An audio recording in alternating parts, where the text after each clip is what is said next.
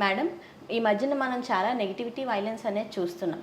For example బంగ్లాదేశ్లో జరుగుతున్న కొన్ని ఇన్సిడెంట్స్ కావచ్చు, అలాగనే మరి కోల్కతా డాక్టర్ విషయంలో జరిగిన ఇన్సిడెంట్ కావచ్చు. సో ఇలాంటి ఇన్సిడెంట్స్ని మనం ఈ థెరపీస్ ద్వారా ఏమైనా తగ్గించవచ్చా లేక అరికట్టవచ్చా? ఎస్, డెఫినెట్గా చేయొచ్చండి. కానీ ఇది 1% జాబ్ కాదండి. నేను చెప్పినట్టు గ్రూప్గా కూర్చొని ప్రేయర్స్ చేయడము, గ్రూప్గా కూర్చొని బ్లెస్సింగ్స్ చేయడము. ఎందుకంటే ఏదైనా ఫస్ట్ థాట్లో రావాలండి. అంటే క్యాండిల్ మార్చ్లు ఇవన్నీ వెరీ గుడ్ అండి, ఇవన్నీ నేను సపోర్ట్ చేస్తాను.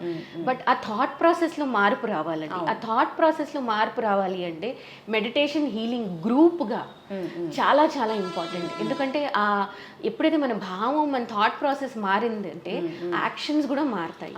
And especially pregnant women and చిన్న చిన్న పిల్లలు, టాడ్లర్స్ వాళ్ళ మదర్స్కి అయితే నేను డెఫినెట్గా మెడిటేషన్ చేయండి, ఏదైనా మెడిటేషన్ చేయండి. అండ్ చిన్నప్పటి నుంచే వాళ్ళల్లో ఆ ఒక సంస్కారాన్ని చిన్నప్పటి నుంచే ఇంబైబ్ చేయాలి. అండ్ ఎలా అంటే ఆ రిలేషన్షిప్ కూడా, సంస్కారం కూడా ఎలా ఇంబైబ్ చేయాలంటే రేపు పొద్దున్న ఆ పిల్లవాడు తప్పు చేసినా వాళ్ళ అమ్మ దగ్గర వచ్చి ఓపెన్గా చెప్పగలగాలి, అమ్మ నేను ఈ తప్పు చేశాను, నేను నెక్స్ట్ ఏం చెయ్యాలి. ఆ రకంగా ఆ పెంపకము, ఆ కల్చరు, ఆ వాల్యూస్ అలా ఉండాలండి. దానికి ఏంటంటే మెయిన్ ఫస్ట్ పేరెంట్స్ తన మీద తను వర్క్ చేసుకోవాలి. అందుకే గర్భ సంస్కారం అంటారు. 16 సంస్కారాల్లో గర్భ సంస్కారం ఒక సంస్కారం అంటారు. సో అక్కడ ఈ సమ్వేర్ అక్కడ వర్క్ చేయవలసిన అవసరం.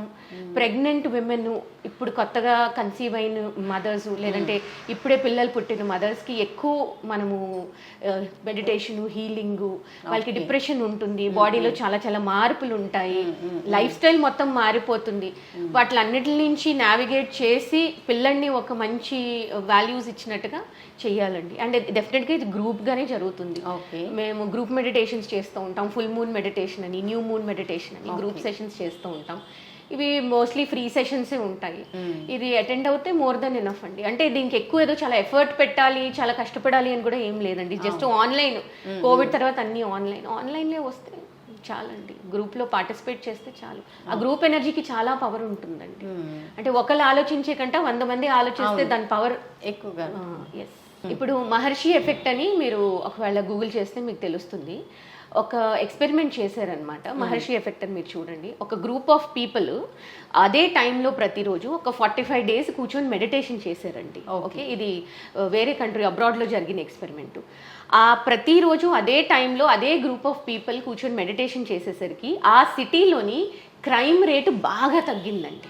ఓకే, ఇదొక స్టడీ అండి. ఇది చాలా ఒక అథెంటిక్ స్టడీ, మహర్షి ఎఫెక్ట్ అని. మీరు గూగుల్ చేస్తే మీకు మొత్తం డీటెయిల్స్ ఉంటాయి. సో గ్రూప్ మెడిటేషన్ వెనకాల మోటివ్ ఇదేనండి. మనం గ్రూప్గా ప్రతిరోజు అదే టైంలోని మెడిటేషన్ చేస్తే ఆ వైబ్రేషన్స్ అన్నీ మారుతాయండి. ఓకే, ఆ వైబ్రేషన్స్ అవి మారి డెఫినెట్గా ఆ ఊర్లోని, ఆ ప్లేస్లోని ఎనర్జీ ట్రాన్స్ఫార్మ్ అవుతుంది. ట్రాన్స్ఫార్మ్ అవుతే ఈ క్రైమ్ రేట్స్, ఈ వైలెన్స్ ఇవన్నీ కూడా డెఫినెట్గా తగ్గుతాయి.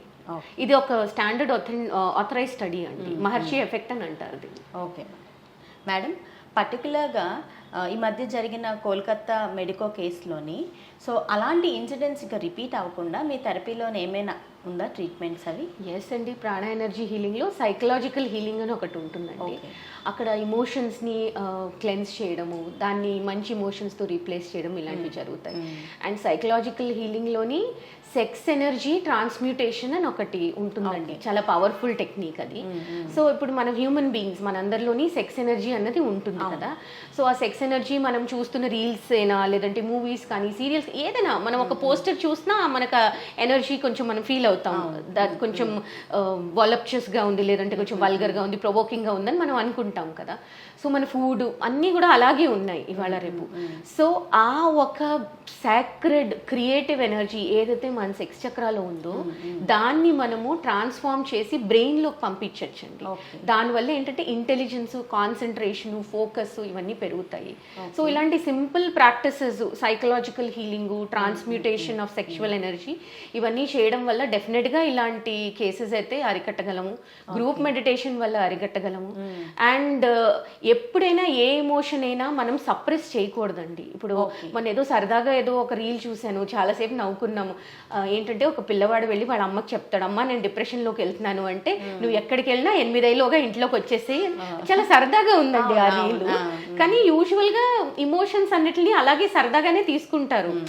డిప్రెషన్గా ఉందా సినిమాకి వెళ్ళు, లేదంటే వెళ్ళి కాఫీ తాగు, ఒక ట్రిప్ వేసుకో అలా అంటారు.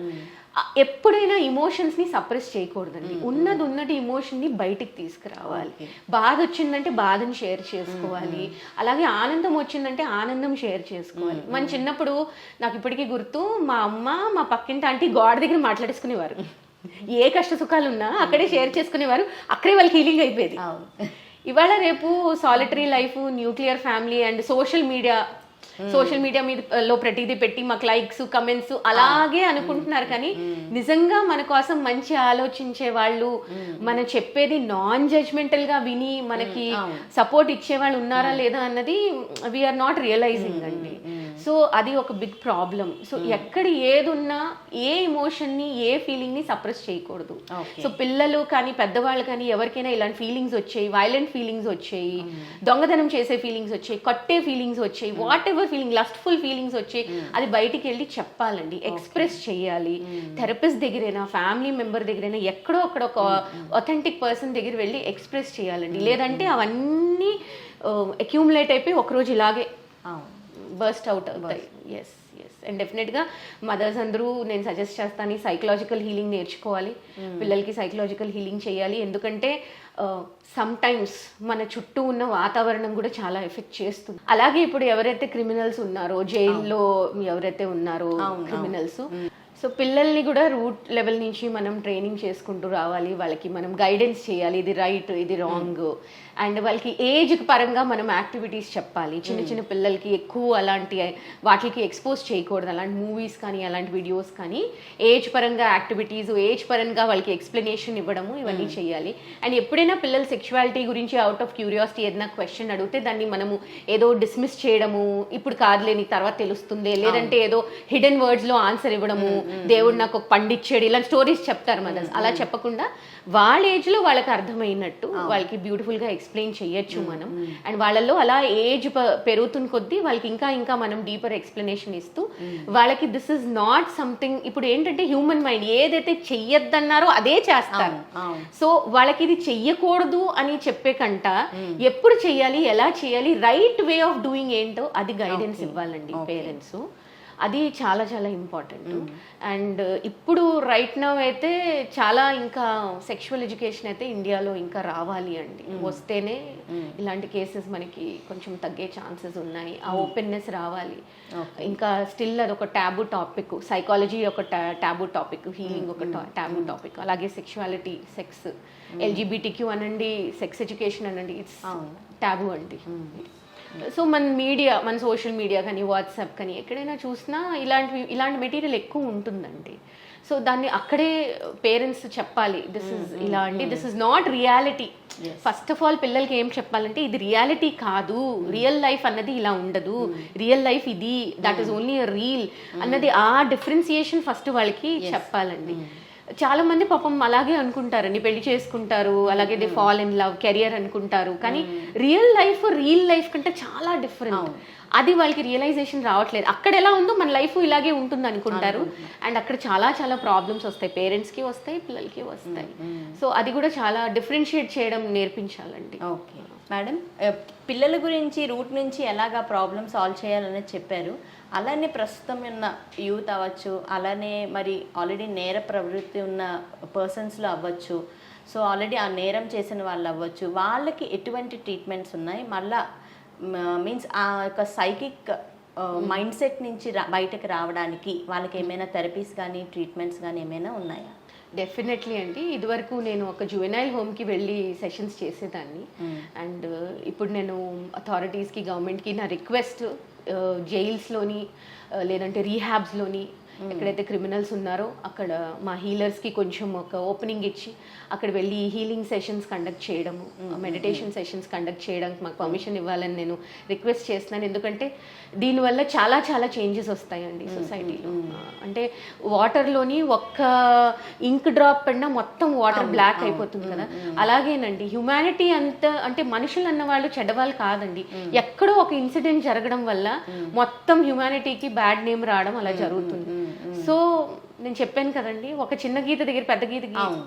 అదేనండి. సో ఇలాంటి జైల్స్ కానీ, జువెనైల్ హోమ్స్ కానీ, రీహాబ్స్ కానీ మాకు ఓపెనింగ్ ఇస్తే మేము డెఫినెట్గా వెళ్ళి అక్కడ అవేర్నెస్ క్రియేట్ చేయడానికి చాలా చాలా రెడీగా ఉన్నాం. అండ్ దీనివల్ల చాలా ట్రాన్స్ఫర్మేషన్ రావడం కూడా ఛాన్సెస్ ఉన్నాయి.